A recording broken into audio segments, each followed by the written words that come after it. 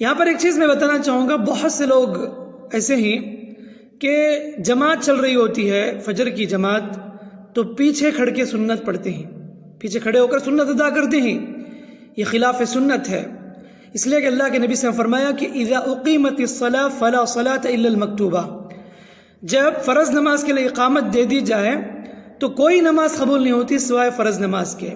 غلط کرتے ہیں وہ لوگ جہاں پر فجر کی نماز جماعت کے ساتھ چل رہی ہوتی ہے اور پیچھے مصلی جو نا کھڑے ہو کر سنت ادا کرتے ہیں، بھلے سے ان کی ایک رکعت بھی چلی جائے وہ 2 رکعت سنت پڑھ کے آ کے جوائن ہوں گے نماز میں۔ یہ بالکل غلط ہے۔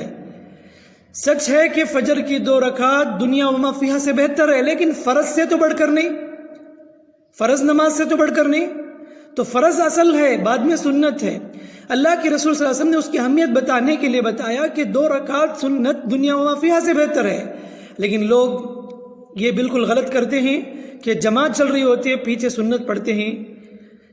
اللہ کے رسول نے آپشن دی، اجازت دی کہ اگر آپ پڑھنا چاہیں تو سلام یعنی جماعت کے بعد پڑھ سکتے ہیں، حتیٰ کہ اگر وہ چھوٹ گئی 2 رکعت تو آپ یعنی طلوع آفتاب کے بعد بھی چاہے تو قضا کر لے سکتے ہیں۔